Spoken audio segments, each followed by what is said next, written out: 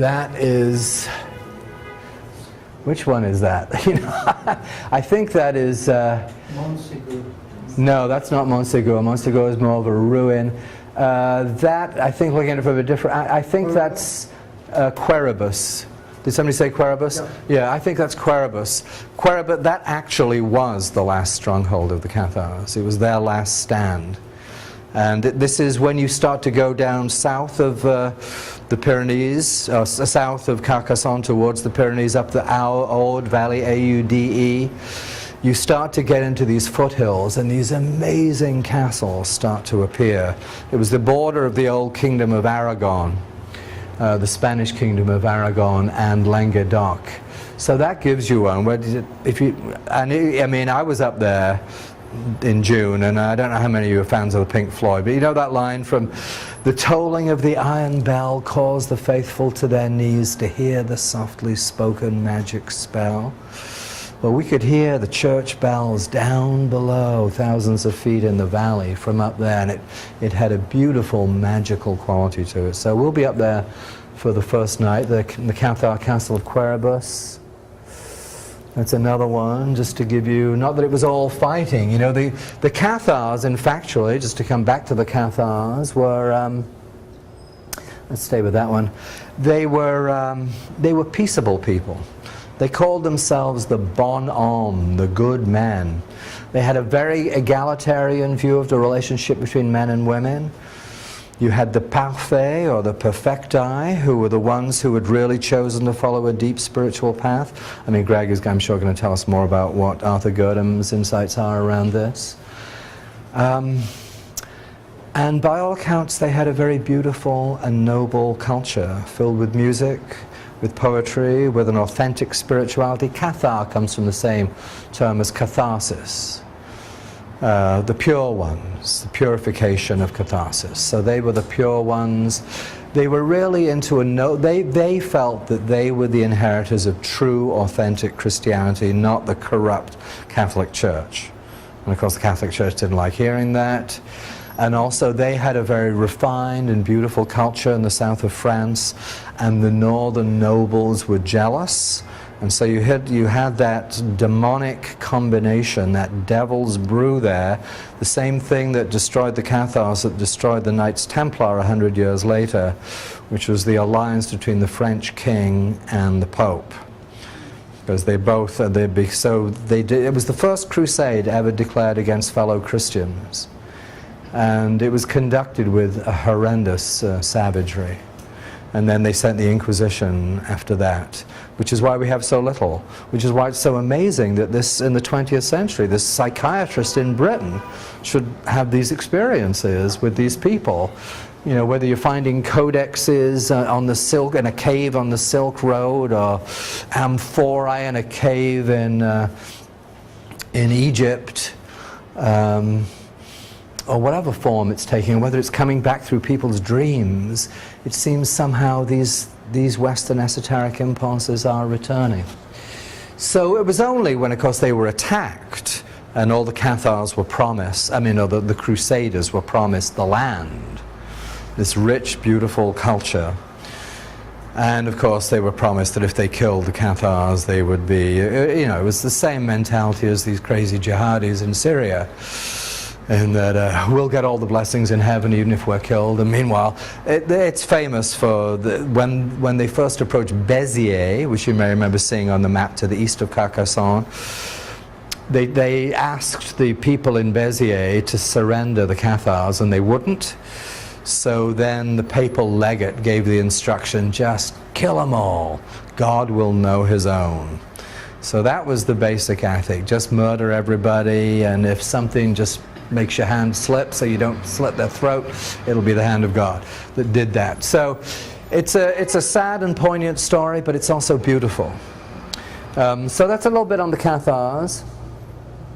It's so hard, whenever you can't find, there are no pictures, there are no illustrations of what a Cathar world might have seemed like, other than the pictures that we have of the troubadours. So it's all fighting. You can see, you've got here they are defending. This could have been Carcasonne, and there are the Crusaders, and it was not a pretty picture. And that's a little bit of what I was just talking about earlier, that the Manichaean stream here going, that's the Paulicians, this is Mani, this is the whole world they're going, this would have been Buddhist, and then this is going up here to Central Asia into the Uyghur world, and then even all the way down into China. So this map doesn't go quite as far as the south of France, but you can just imagine this huge esoteric holy religion of light stretching in an arc over the whole of the world. And I must say, you know, I've been into this stuff for years, and until I got into researching the Cathars and the Paulicians, I had no idea about this. I mean, it's absolutely amazing. It's more, you know, the powers that be like to keep this information under wraps. So now the Knights Templar, we're going to cover that too. Once again, you know, it's obviously that's an artist's impression of what a Templar gathering might have looked like. You know, it begins about 20 years after the First Crusade, is 1099. The Knights Templar are established about 20 years later. Their task, as they say, is to protect the pilgrim routes. They found this place on the dome of what is now the Dome of the Rock in Jerusalem, where the Temple of Solomon was, so they're named after the Temple of Solomon. They obviously came into contact with a lot of deep esoteric streams out there, whether it was Sufis, Kabbalists, whoever it was that was out there, and they began, so we think of them as warrior monks, which they certainly were. They also founded a whole banking system, because if you were going on a crusade you didn't want to be carrying ingots of gold through bandit country, so promissory notes. So they too had a deep esoteric side that some people like Rudolf Steiner would say was a part of that same Manichaean impulse that the Cathars were connected to. And they were certainly devout, mysterious, all kinds of things have been written about them. But Karen Rawls, who wrote that book I was showing you earlier, will be speaking to us. She's an authority. She actually wrote the Knights Templar Encyclopedia. Everything that is known to 21st century humanity about the Knights Templar, Karen Rawls knows about. So certainly a deep and mysterious spiritual stream that once again was horribly suppressed 100 years after the Cathars, as we know. And but it's continued. Many people, Freemasons and so on, can think of themselves as really part of the lineage. Even Freemasonry still actually has some of it even has a branch or an order or a level, I'm not sure what it is, called the Sons of the Widow, and Mani referred to himself as the Sons of the Widow. So you can still find little echoes here and there of the order of the Knights Templar, the level of the Knights Templar, and the Sons of the Widow. So we'll go into it further in Carcassonne. That's just an illustration of the Grail stories. Obviously it's from a kind of pre-Raphaelite, but it just speaks to what I was saying about the power of the Grail and the quest to exert a hold on the imagination and all the different forms that it takes. Last time I saw one in England, it was a Grail story, and it didn't have Merlin. Now, how can you have an Arthurian story without Merlin? Well, that's telling you something about the state of contemporary England, the spiritual state, that right now they don't want to deal with, you know, the magic and the mysticism and all of that. They'd like to just have a story of a guy going out on a kind of hopeless quest and being betrayed by his wife. But every age will approach the Arthurian and Grail stories in a different way, because it's that eternal myth that always speaks to us. There it is, Wolfram von, if you've never read Parsifal, one of the great stories, or you know, there's the two versions, I was saying, Chrétien de Troyes in French, and this one in German, the Minnesinger. And now, because time's running out and I want to have plenty, we're going to this just about, I mentioned briefly the post-conference journeys. The first stop we're going to have is going to be in Minerve on the site of an old temple of Minerva, a beautiful Cathar village where there's a lovely monument to the Cathars. We're going to stop there for the first afternoon when we leave Carcassonne. Before we go further, that's the Rhône Valley, Côte du Rhône, Châteauneuf-du-Pape. I'm not sure whether it's a world of vineyards, wonderful wineries. We'll be visiting a biodynamic winery. But we're going to, just to give you an illustration of where we're going, that is Aix-en-Provence, which is where we will conclude our journey. Unfortunately, the TGV, the Très Grande Vitesse, the French superfast railways, has a stop of all places in Aix-en-Provence. So that's the journey that goes north and east, the post-conference journey. It'll be about 6 days. That just gives you a sense of where it all is. Remember, we're down here, Narbonne, we're right around here, Carcassonne, Languedoc. So we will go up here and then over, and this is, you can see the Rhône Valley here. So I mentioned to you Saint-Marie-de-la-Mer down there, Avignon, which has a less than distinct, that's where the popes were based when they destroyed the Templars, Aix-en-Provence, and the whole, we're going to spend some time in the Camargue. So, and just surrounded by nature. We're going to take some cruises. You know, you've got to, it can't all be input. You know, these esoteric quests have a number of factors that make them work, and why they've worked so well for 20 years.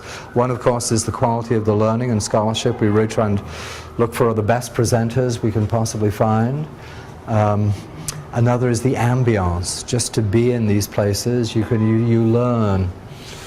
You know, your imagination is stimulated more than it would be sitting in these rooms. So the quality of learning, the ambience, the arts. We always feel, I'm in touch now with various musicians. We want to have musicians who can perform some of the music of the troubadours. You know, the old language of Occitan is still spoken to this day. It used to be a language that went... you know, Catalonia, of course that's why it wants to be independent, but Catalonia in northeast Spain was much more connected in the Middle Ages to this part of the world than it was to Spain. So Occitan, in fact my brother-in-law, who's French, actually was brought up by his grandparents, and he spoke Occitan growing up. So it's a living language, the language of the troubadours. So Provençal, Occitan, Catalan, they're all connected for this culture. And so we're going to cover all. So one goes up here, one post-conference goes up here, and the other one heads south. This is the Pyrenees here. I showed you those pictures of Queribus, Père-Tours, you know, all these names, they've got a sort of a magical ring to it, just as the names in the Grail stories. They're not French. What are they? They're Visigothic. Think of the Visigoths. After the Roman Empire collapsed, it was the Visigoths who came down here. And actually the Visigoths created a very interesting culture. They still play, that's where the best French rugby players come from, actually, from southwest France. You don't think, why from southwest France? There's a lot of Visigoths, or people of Visigothic ancestry who live in that part of France still. So the other one, the coming will come Queribus, Père-Tours, down into this part, the coastal part of Spain here, Girona. That there was a big Kabbalistic, we should say all these courts, the courts of the Grail and the courts of the troubadours and the Cathars were all very receptive to Jewish culture. It was something that flourished within these worlds. It was none of the you know, the prejudiced, anti-Semitic Christian culture we think of later in the Middle Ages. So that was really one of their distinctive features. And in fact, in Narbonne here, there was a great center of Kabbalah in Narbonne. And I'm hoping that Paul Fenton, who's the professor of Judaic studies or Hebrew, whatever, at the Sorbonne, who has joined us in the past, that it's in the balance about he's been ill, but I'm hoping that Paul Fenton, who came with us to Andalusia for the conference on the Golden Age, that he'll come with us because he can speak. He's probably the best person in the world to speak about the Kabbalists of the Narbonne and the people who helped bring together the whole Book of Splendor, the Zohar, from multiple different sources. So we'll go down to Girona, then we'll head west of Barcelona to, actually I have some pictures of it, I'll just show you, and this is the last thing I'll do before I pass it over to Greg. That is Montserrat, the jagged mountain, the holy mountain of Catalonia. Goes way, way back. We're going to go right up there. You've got to get up there. It's Andrea, my colleague Andrea, who's at the back here. Andrea and I work on all of these. So I'm you'll be in touch with Andrea about all this later. But she's been up there. It's like how would you describe it, Andrea? Definitely takes your breath away. And then you are truly on top of the world. You're truly on top of the world up there. It's an amazing world. Some people think that one of the legends of the Holy Grail is that the Grail was carried from Jerusalem by angels and given to Titurel, the initiate. And some people think, and Montsalvaje is what the Grail stories say, but some people think it was Montserrat in Catalonia. And then this is where those people who take this is where it ends. This is the River Ebro. This was the last Templar castle to hold out in Spain. And it's a beautifully preserved castle. It's actually very moving. We should do some Templar meditations in there. You can see their old refectory, the Romanesque style of architecture. But that gives you just a sense of what the Catalonian countryside looks like. Yeah, that'll do. So there'll be plenty of time for questions afterwards, so we won't go into that now. So I hope that's given you something of an overview. It's just going to whet your appetite, but we will have, I didn't finish the fourth element of these, the alchemy of the quest. So the learning, the ambience, the arts, and then the conviviality, which is why we couldn't have a quest evening without a few glasses of wine down there. It's always, the social, meeting each other, meeting other people. People who are drawn to these quests may be people we have karmic connections with. It's certainly, there's a warmth of heart, a sociability, there's a delight. For me personally, I've been doing this for 20 years, there's just a delight of meeting other people who share an interest in these matters. So it is, that's why in a way I'm glad we stopped calling them esoteric conferences and we started calling them esoteric quests, because we're journeyers together on a quest into these deep and forgotten mysteries, and we're bringing them back. And so now Greg's going to bring them back for us. So Greg, I should say about Greg Alexander, do you want to come on up? Yeah.